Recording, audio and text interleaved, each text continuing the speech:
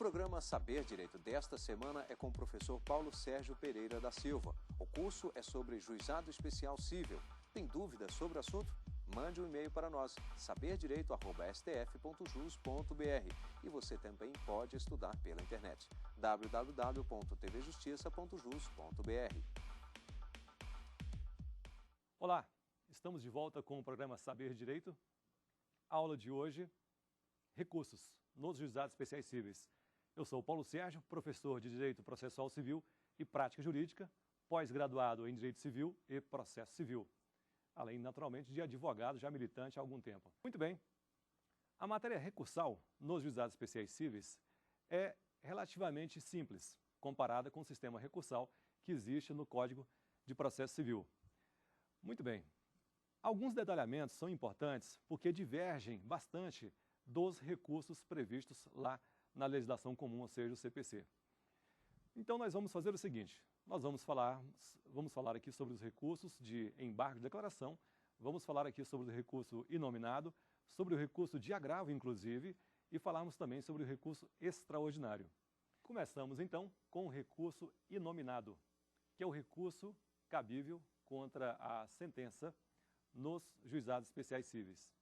Muito bem, o recurso inominado é aquele recurso que procura a modificação do que foi julgado pelo juiz na sentença, que é o ato pelo qual o juiz extingue o processo em primeira instância, com ou sem resolução de mérito. Então, esse recurso nominado se presta para corrigir eventual injustiça que foi praticada pelo juiz de direito. Lembrando que o recurso nominado será dirigido para a turma recursal, que é o órgão correspondente ao segundo grau de jurisdição nos juizados especiais cíveis. Porém, lembrando que os juizados especiais cíveis, na verdade, não têm um tribunal de justiça para absorver os recursos contra as decisões dos magistrados. Esta turma recursal, na verdade, é composta por juízes integrantes do primeiro grau. Então, são juízes que, na verdade, não formam um tribunal, e esta é uma razão que mais à frente nós vamos verificar, a razão pela qual não cabe recurso especial, porque a Constituição Federal informa que o recurso especial cabe contra acórdão de tribunal. Então, como essa turma não é composta por um tribunal, não pertence a um tribunal, mas é um órgão de primeira instância, caberá a ela a revisão do que foi decidido pelo juiz nessa primeira instância dos juizados especiais cíveis. Ok, então em que situação a parte proporia o recurso nominado? Na situação em que ela foi sucumbente, ou seja, na situação em que ela foi perdedora, se sentiu de alguma forma prejudicada em relação ao que pediu e o que foi concedido, correto? Então, evidentemente, esse é um dos pressupostos recursais, a sucumbência. Claro que se a parte pediu 100 e ganhou 100, não é possível a interposição de recurso, ainda que ela se arrependa do que pediu lá atrás, na petição inicial de 100, e agora queira 200. Ora, cabia a ela, então, ao invés de pedir 100 no começo, pedir os 200. Não sendo possível a interposição de recurso contra a sentença que concedeu exatamente aquilo que a parte queria, então não há o que se falar em interposição de recurso e, por consequência, a sentença transitará em julgado e o que ficou decidido não poderá ser mais alterado. Ok, o recurso nominado é o recurso previsto ali na Lei dos Juizados Especiais Cíveis no artigo 41 da Lei 999 de 95. Esse é um recurso que exige o preparo, ou seja, o pagamento das custas.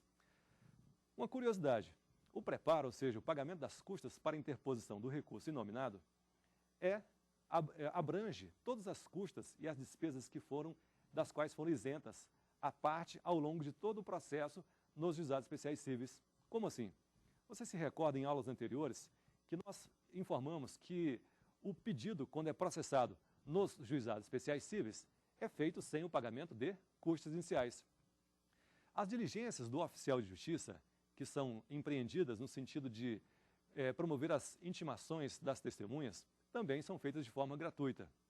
Só que, quando a parte quer interpor o recurso, qualquer das partes, seja a parte autora, seja a parte ré, a parte que perdeu, então, nesse preparo, além das custas do próprio recurso inominado, englobarão também todas aquelas despesas que a parte se viu isenta na primeira instância.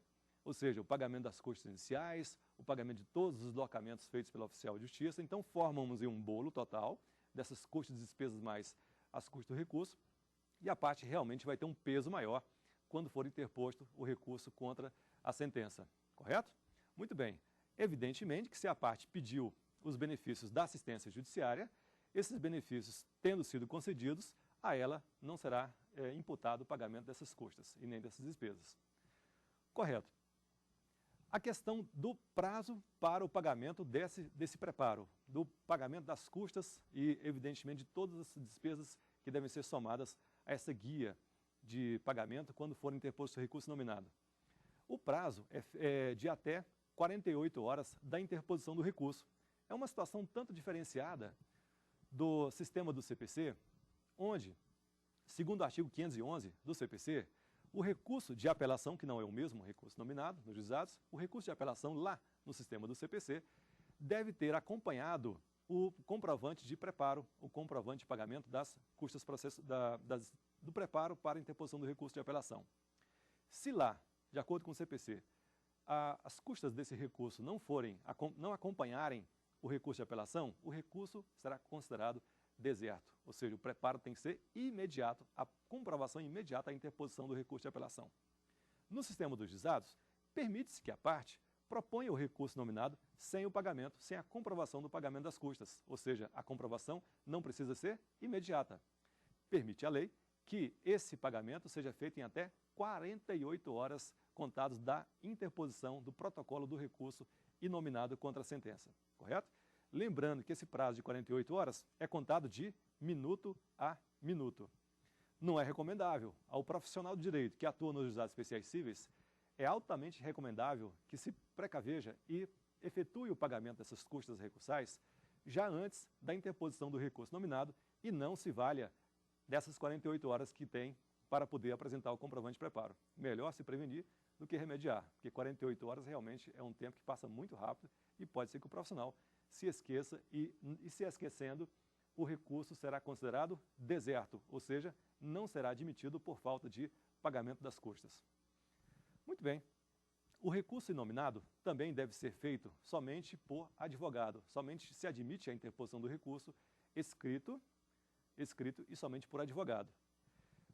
Um paralelo que se faz com o recurso de embargo de declaração, porque os embargos de declaração podem ser apresentados de forma oral.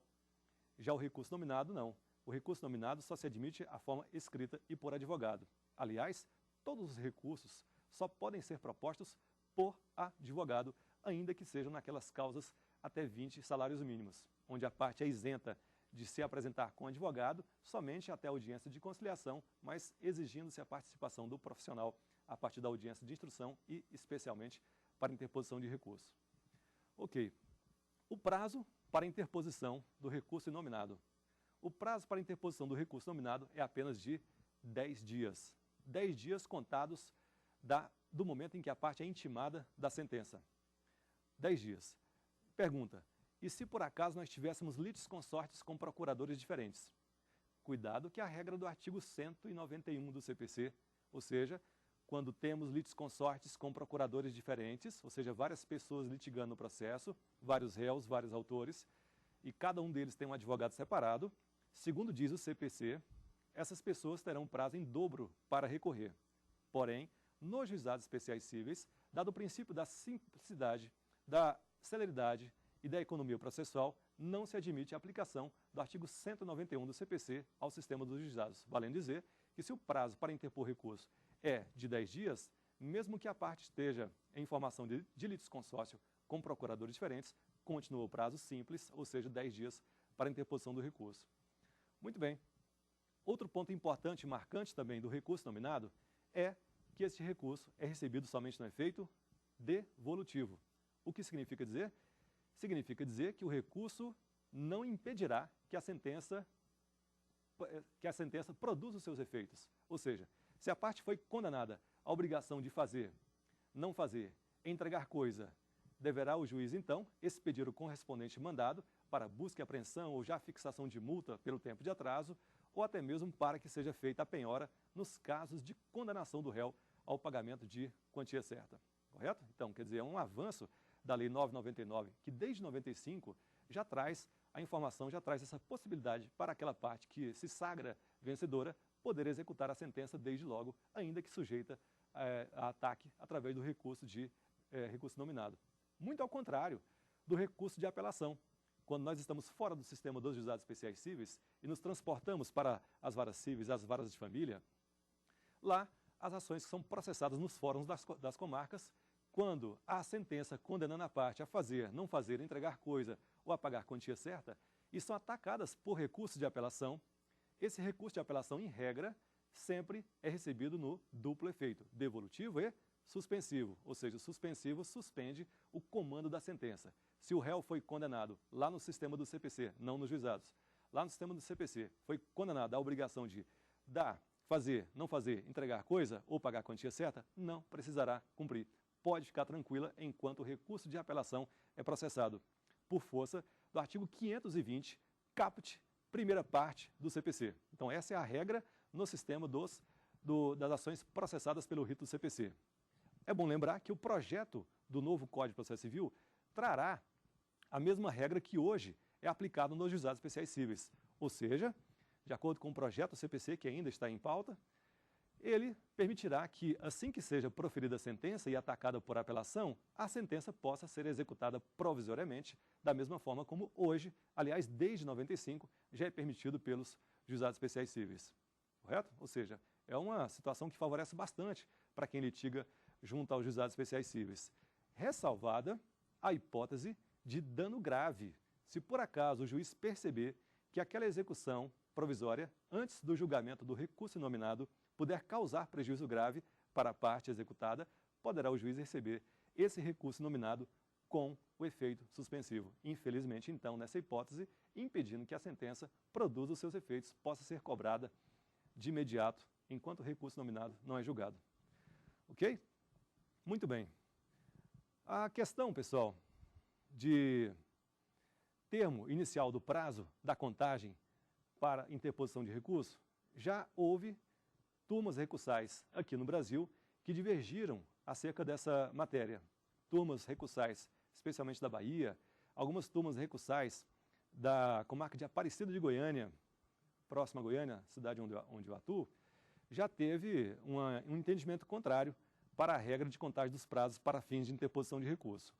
Qual é o problema? O problema é que, segundo essas turmas recursais, nós temos um sistema único dos juizados especiais, regulado pela Lei 999 de 95, em contrapasso com o sistema do CPC. Vamos ver? Olha só. De acordo com o CPC, nós temos a seguinte informação. Salvo disposição em contrário, computar-se-ão, esse é o artigo 184 do CPC, salvo disposição em contrário, computar-se-ão os prazos excluindo o dia do começo e incluindo do vencimento. Significa dizer, se a parte, mesmo que estivesse em audiência, ali fosse intimada da sentença, aquele dia não pode ser computado como o dia do começo para a interposição de recurso. Nós excluiremos o dia do começo, que foi o dia em que a parte estava presente na audiência e foi prolatada a sentença, e contaremos o primeiro dia, o próximo se for dia útil, contando-se a partir daí até o último dia final. Nos juizados especiais cíveis, o que nós temos? Artigo 42 da Lei dos Juizados Especiais Cíveis. Lá informa, o recurso será interposto no prazo de 10 dias, contados da ciência da sentença. Observe, grife-se, contados da ciência da sentença, vírgula, por petição escrita da qual constarão as razões e o pedido do recorrente. Olha o problema.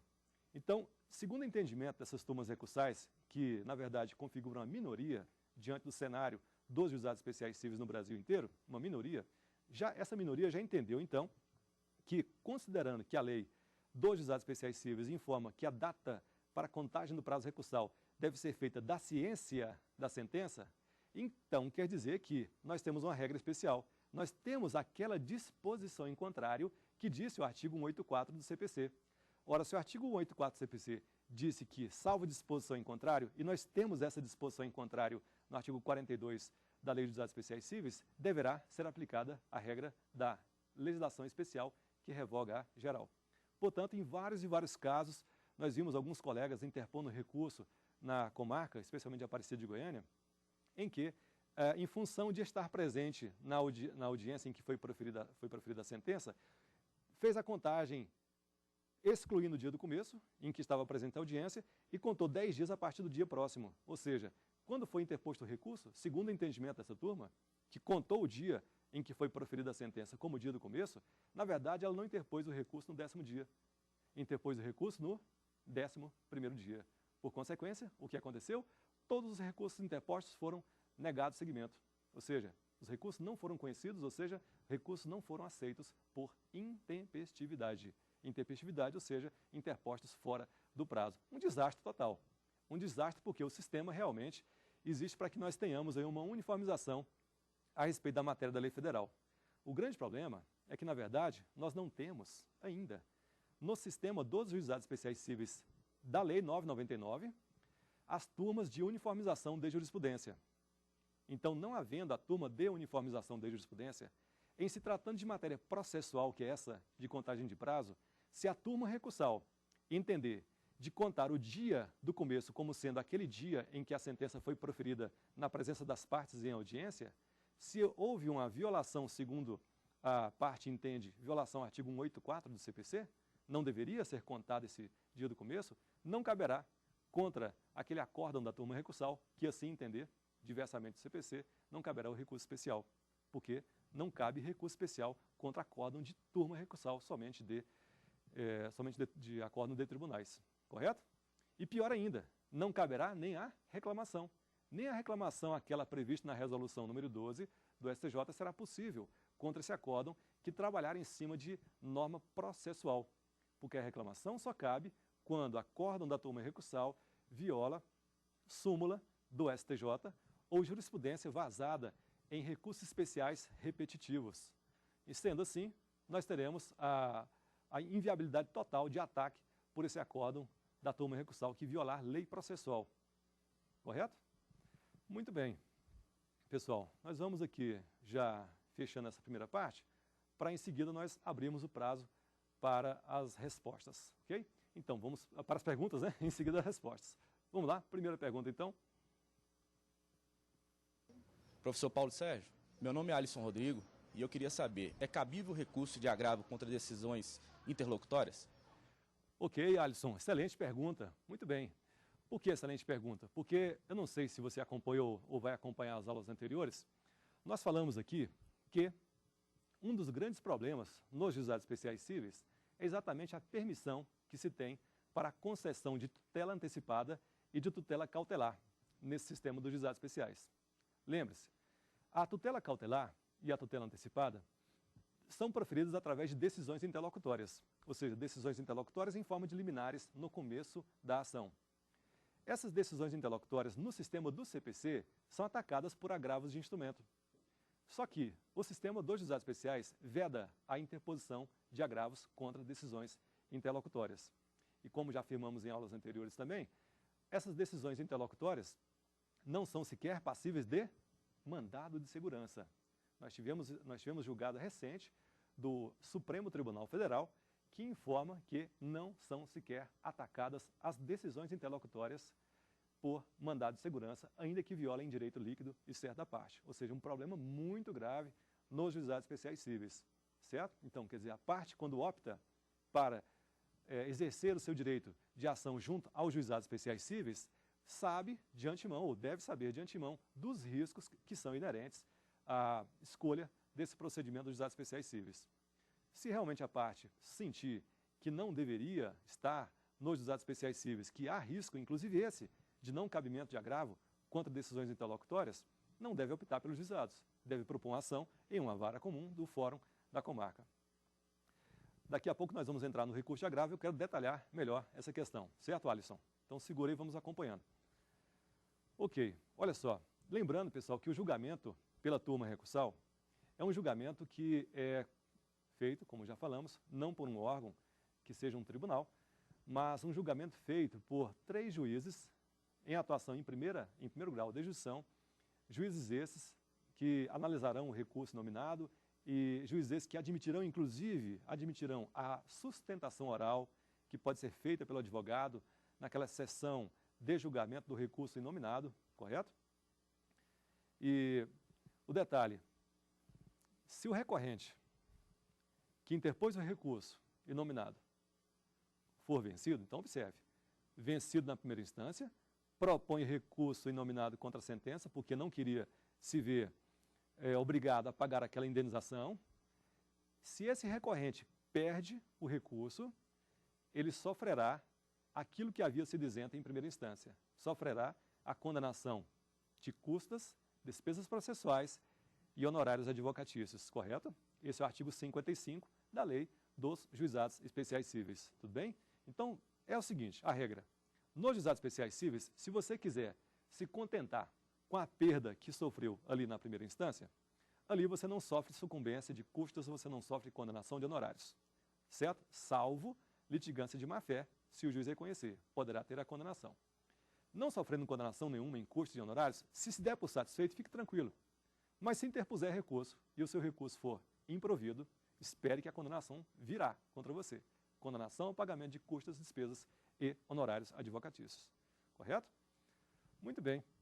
Lembrando também que o enunciado 118 do FONAGE informa que quando o recurso for manifestamente inadmissível ou infundado, a turma recursal ou o próprio relator da turma recursal, que analisar esse recurso nominado, em decisão monocrática, poderá o relator, inclusive, aplicar uma multa de até 1% sobre o valor da causa e, não é ou, é e. Então, temos a multa de 1% e a pagar também uma indenização de até 20% do valor da causa. Ou seja, pode sair caro. Pode sair caro para quem interpõe recurso com propósito manifestamente infundado, com propósito de protelar, e o relator ou a turma recursal entender que esse recurso é meramente protelatório, correto? E detalhe, não só isso.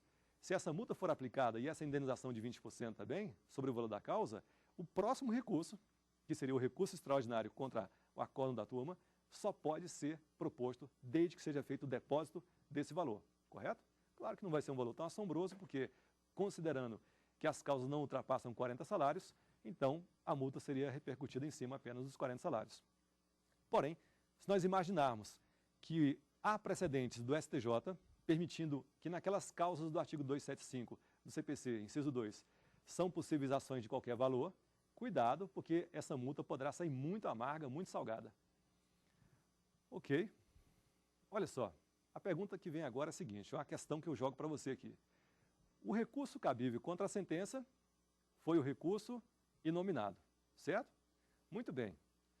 Seria possível também o cabimento do recurso de embargos de declaração contra a sentença? Perfeitamente. O recurso de embargo de declaração é cabível contra a sentença também, correto?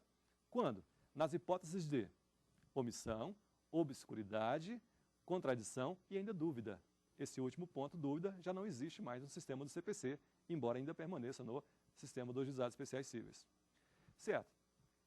A omissão, que é o caso clássico de cabimento de embargo de declaração, sugere a interposição de recurso de embargo de declaração para que o juiz, então, complemente aquilo que havia faltado na sentença, como, por exemplo, a parte pede a condenação do réu ao pagamento de indenização por danos materiais, danos morais, lucros cessantes. O juiz aprecia apenas um pedido, danos materiais, não aprecia os outros dois. Não apreciando, a parte pode propor, então, recurso de embargo de declaração contra a sentença, recurso esse que pode ser até interposto de forma oral, para que o juiz, então, analise, aprecie esses outros pedidos que foram faltantes na sentença. O prazo para o recurso de embargo de declaração é de apenas 5 dias. E cuidado, que o recurso de embargo de declaração, quando proposto no sistema dos juizados, ele, ao contrário do CPC, ele não interrompe o prazo recursal. No sistema do CPC, os embargos de declaração apenas suspende o prazo recursal. Se eu proponho embargos de declaração contra uma sentença, no 5º dia, sabendo-se que o recurso nominado tem um prazo de 10 dias, como eu já usei 5 dias para os embargos de declaração, depois que forem julgados os embargos de declaração contra aquela sentença, essa decisão dos embargos de declaração deverá ser atacada por recurso inominado. Então veja, a sequência: sentença, embargo de declaração em 5 dias, decisão dos embargos de declaração, vem agora recurso inominado contra a sentença. Esse recurso inominado somente poderá ser proposto em 5 dias, se eu usei do recurso nominado os outros 5 para a propositura dos embargos de declaração. porque a suspensão faz com que ocorra esse fenômeno.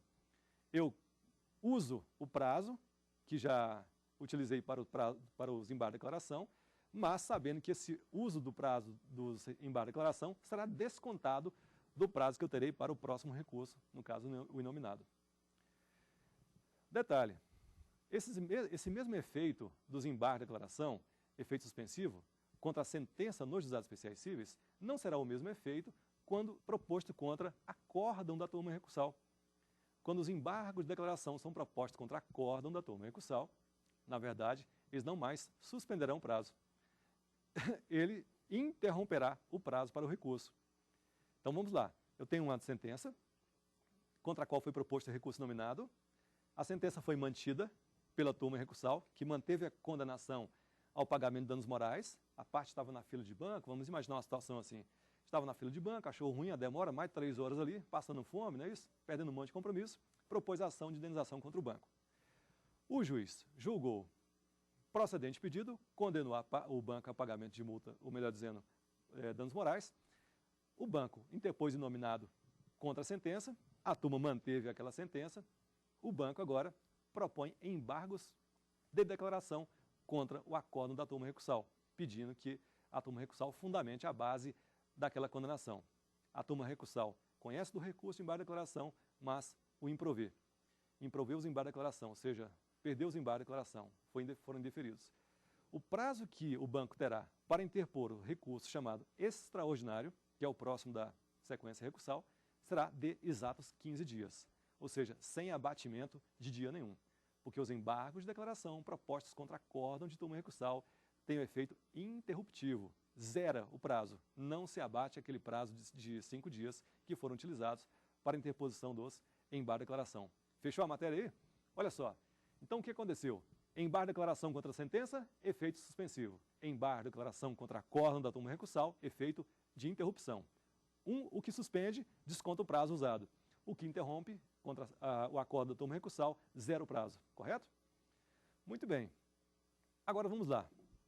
Se nós tivermos esse acórdão, se nós tivermos o acórdão proferido pela turma recursal, vem uma questão. A partir de quando eu terei prazo para a interposição do recurso extraordinário? Pessoal, lembrando que o recurso extraordinário é aquele proposto com base em violação à Constituição Federal, correto?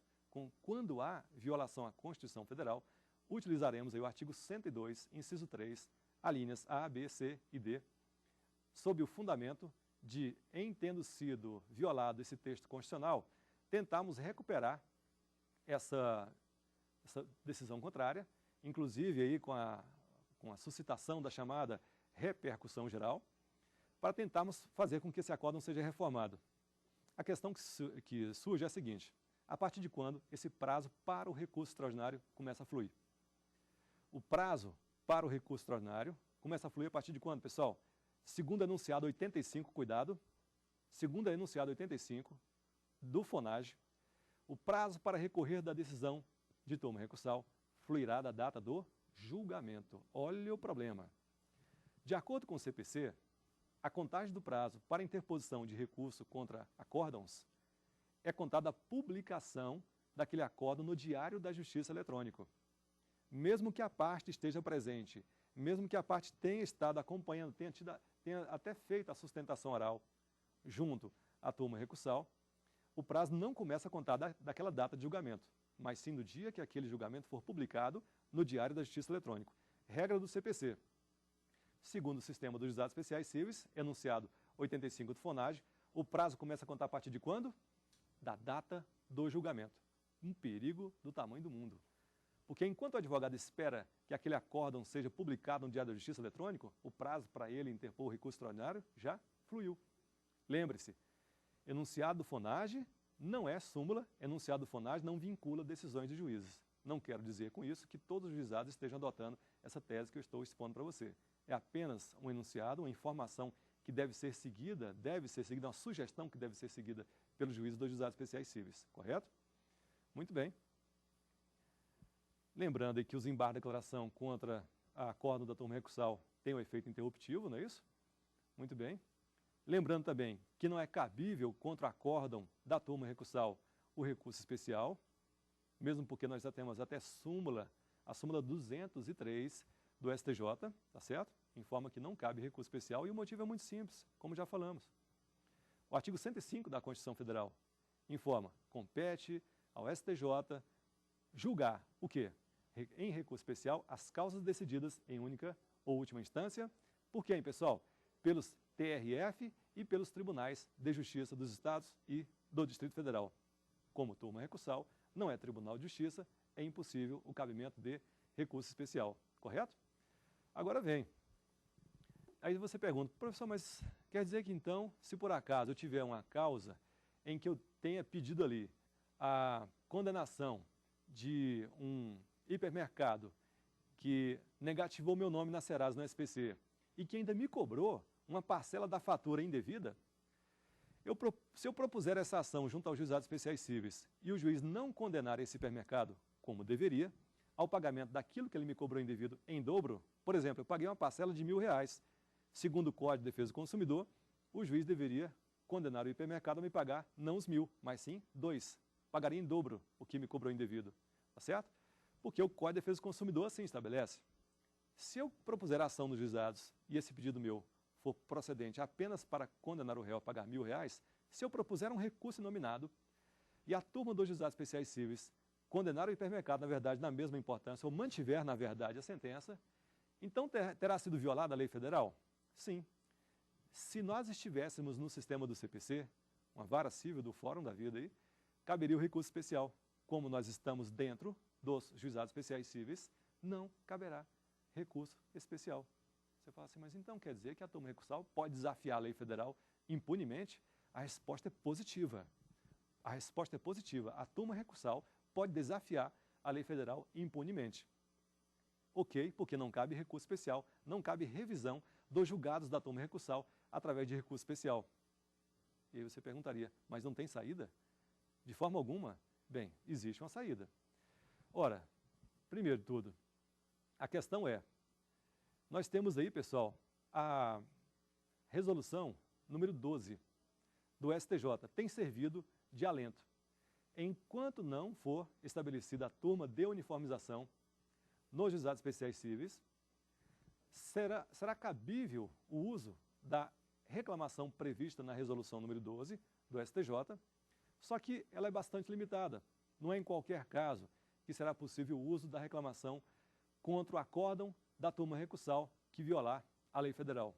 Na verdade, nós já temos aí precedente do próprio STJ, que informa aí na reclamação número 3812, ou seja, na reclamação número 3.812, oriunda do Espírito Santo, reclamação essa relatada pelo ministro Sidney Bennett. Ela foi publicada, a decisão, no dia 30 de novembro de 2011, informando o seguinte, para que caiba a reclamação contra o acórdão daquela turma recursal, que tenha violado a lei federal, é necessário que esse acórdão tenha feito o quê? Que ele tenha desafiado precedentes exarados no julgamento de recursos especiais repetitivos, de acordo com a regra do artigo 543C do CPC. Que tenha esse acórdão da turma recursal violado aí, afrontado, enunciado de súmula do STJ, ok? Valem dizer, não se admite a reclamação contra o acórdão da turma recursal que tenha violado regra de direito processual, como, por exemplo, em matéria de prazo recursal. Se por acaso nós tivermos uma loucura de uma turma recursal de manter uma decisão do juiz que não quis aceitar o meu recurso proposto no 10º dia, porque ele incluiu o dia do começo dentro da contagem, e contagem de prazo, nós sabemos que o prazo se trata de matéria processual, não conseguirei enviar a minha reclamação para o STJ, porque se trata de matéria meramente processual. A reclamação só é admitida quando temos matéria de direito material. Material, vamos lembrar aí, Código de Defesa do Consumidor, Código Civil, são normas que definem direitos e obrigações. Nesse caso, por exemplo, se nós tivéssemos aí uma súmula, se nós tivéssemos uma jurisprudência vazada em recurso especial repetitivo, no caso desse exemplo que nós falamos, da turma recursal confirmar uma sentença de condenação da parte apenas ao pagamento simples da devolução, mas não pagar em dobro, seria o caso de cabimento de reclamação para o STJ. Correto? Muito bem. O detalhe, pessoal, dos recursos nos juizados especiais cíveis, ainda voltando àquela pergunta daquele aluno, que eu fiquei de responder, ele questionou o seguinte: se cabe ou não cabe o recurso de agravo no sistema dos juizados. Então a resposta enfática que nós temos é que no sistema dos juizados, infelizmente, não cabe o agravo nem de instrumento e nem retido contra as decisões. Faltou só expor 2 recursos que cabem de agravo nos juizados especiais. Quais são eles?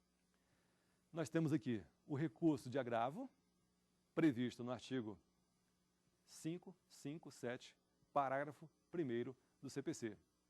Recorde-se que, de acordo com o artigo 557, caput, o relator, lá na turma recursal, pode negar seguimento a um recurso inominado, porque ele é manifestamente inadmissível, porque ele é manifestamente infundado, porque esse recurso contraria jurisprudência da própria turma recursal. Então, esse recurso inominado proposto contra uma sentença pode ser brecado, pode ser negado seguimento, não ser recebido pelo juiz componente daquela turma recursal nos juizados especiais cíveis. Essa decisão daquele juiz componente da turma recursal nos juizados especiais cíveis é atacada pelo chamado recurso de agravo. Recurso de agravo. O agravo aí é o do 557, parágrafo 1º, correto? Aquele recurso de agravo que é interposto no prazo de 5 dias, correto? Contra essa decisão, e cuja finalidade será destrancar essa decisão do relator que negou o seguimento ao recurso nominado. Daqui a pouquinho nós voltamos a falar sobre o próximo recurso de agravo cabível no sistema dos juizados especiais cíveis. Vamos chamar agora a segunda pergunta. Professor, meu nome é Anderson Lopes. Eu gostaria de saber se é cabível mandado de segurança contra decisões interlocutórias. Muito bem, Anderson. Pergunta excelente. Apesar de nós já termos manifestado a respeito desse ponto, recorde-se que, segundo o entendimento, observe o descompasso das cortes. Segundo o entendimento do STJ, nós temos a possibilidade de interpor agravo, ou melhor dizendo, o mandado de segurança nos juizados especiais cíveis, correto? Agora, mandado de segurança contra decisões interlocutórias, segundo o Supremo Tribunal Federal, no recurso extraordinário 576-847, oriundo da Bahia, mandado de segurança é definitivamente descartado do sistema dos juizados especiais cíveis, correto? Então, olha só o problema. Então, temos lá não cabimento de agravo contra decisão interlocutória no sistema dos juizados e também não cabimento de mandado de segurança contra essas mesmas decisões interlocutórias. Aí você me pergunta, professor, qual que vale então? Se eu tenho STJ permitindo o uso do mandado de segurança contra decisões interlocutórias, e detalhe, vou lembrar para você, é o enunciado 62 do FONAGE, certo? E a súmula 376 do STJ. Súmula 376 do STJ, tanto o enunciado quanto a súmula do STJ, permitem o uso do mandado de segurança contra decisão interlocutória nos juizados especiais cíveis. Lembrando que essa súmula é de março de 2009 e o recurso extraordinário que foi julgado através do recurso extraordinário 576-847 é de 7 de agosto de 2009. Então nós temos um descompasso entre o STJ e o STF. Você perguntaria, na prática, como eu me comportaria se eu tivesse que propor um mandado de segurança contra uma decisão interlocutória? Porque essa decisão interlocutória indeferiu o meu pedido de exclusão do meu nome da Serasa, do SPC. Já paguei a dívida, estou propondo ação junto aos juizados especiais cíveis, não consigo crédito em banco nenhum e fiz o pedido para exclusão de imediato em liminar e o juiz me negou. O juiz me negou a tutela antecipada e deixou o meu nome cravado na Serasa, na SPC. E agora eu tenho que esperar o desenrolar da ação para daqui a alguns meses, talvez daqui a alguns anos, o juiz reconhecer que de fato eu estava certo, para só então depois o meu nome ser excluído da Serasa SPC. Como eu faço então, se eu não tenho condições de propor agravo? Pior ainda, se não é possível a interposição de mandado de segurança por força de entendimento do Supremo Tribunal Federal. Pessoal, não estamos falando de súmula vinculante do STF, apesar de que um grave problema você vai perceber. Qual é o grave problema? Lembra que o recurso extraordinário, hoje, e também hoje esse recurso extraordinário, inclusive, foi afetado por isso, pela essa regra, só é conhecido quando apresenta repercussão geral. E quando o STF reconhece e aceita um recurso extraordinário para ser julgado, o resultado que o STF proferir naquele recurso extraordinário, que foi recebido só porque tinha repercussão geral, valerá para todos os outros casos idênticos? Pronto, está feito. Então, embora nós tenhamos a súmula do STJ, vamos entender que essa súmula foi simplesmente revogada com o julgamento do Supremo Tribunal Federal nesse recurso extraordinário 576.847. Porque, em tendo sido reconhecida a repercussão geral, o resultado dele valeu para todas as outras questões que trouxerem a mesma matéria. Ou seja, um problema de ordem prática seríssima. Essa pessoa, então, que teve essa liminar indeferida e que não pôde atacá-la por recurso de agravo e que não pôde atacá-la por mandado de segurança, verá o seu direito fulminado, correto? Salvo decisões em contrário dadas por juiz dos juizados especiais cíveis que não forem atacadas. É dizer, se eventualmente eu impetrar um mandado de segurança, mesmo diante do julgamento do Supremo Tribunal Federal, na turma recursal, lembrando que o mandado de segurança impetrado contra decisão do juiz dos juizados especiais cíveis, mandado de segurança ali, pessoal, quem vai analisar é a turma recursal.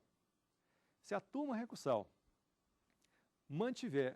conceder a ordem, se a parte conseguiu sucesso na primeira instância, ou melhor dizendo, na turma recursal, para cassar a decisão do juiz, para que recebesse aquela liminar, então, que ele quis negar, se a turma recursal cassar a decisão do juiz, mesmo não cabendo mandado de segurança, você perguntaria, a parte contrária, esse hipermercado que eventualmente tiver negativado, ou esse banco que tiver negativado o nome dessa parte, quiser recorrer contra o acórdão da turma recursal, deverá fazer o quê?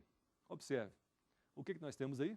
Ora, se nós temos já um julgamento proferido em recurso extraordinário, que analisou a questão da repercussão geral, seria em tese, embora não estejamos falando de súmula vinculante, seria em tese cabível uma reclamação dessa empresa que quer manter o nome daquele indivíduo na Serasa no SPC, uma reclamação para o Supremo Tribunal Federal, correto? Mas, na verdade, a matéria é polêmica a partir do momento em que o Supremo proferiu esse julgamento e ainda teremos algumas dificuldades de ordem prática, seja para conseguir esse mandado de segurança junto às turmas recursais, seja para não consegui-lo, correto? Muito bem. A questão, pessoal, que se expõe em relação à matéria recursal é que, então, nós temos aí decisões interlocutórias não passíveis de recursos, somente sendo possíveis de serem atacadas junto ao recurso nominado quando propostas contra a sentença. Então é aquela situação. Temos aquela decisão interlocutória que indeferiu aquela tutela antecipada para que o nome da parte pudesse ser excluído, não foi excluído, manteve-se aquela negativação na Serasa e no SPC, e mais tarde a parte, então, veio com recurso nominado, porque, digamos, o pedido tenha sido julgado improcedente. Olha só, pediu tutela antecipada para a exclusão do nome, não obteve sucesso ao final da demanda, então a sentença julgou o pedido improcedente, talvez contrário às provas que foram apresentadas nos autos, somente então, em grau de recurso nominado, é que a parte terá a chance de a turma recursal rever aquela injustiça que foi praticada, ver que, de fato, aquela parte já pagou aquela dívida, para só depois, então, poder ser modificada a decisão e, enfim, finalmente, poder ser extirpado o nome dela do cadastramento da Serasa e do SPC, correto? Muito bem. Considerando já o nosso encerramento de aula, nós vamos fazer uma rápida recapitulação do que nós vimos em relação à matéria de recurso. Pessoal, olha só, nós começamos aí com o recurso inominado. Recorda-se? O recurso inominado proposto contra a sentença.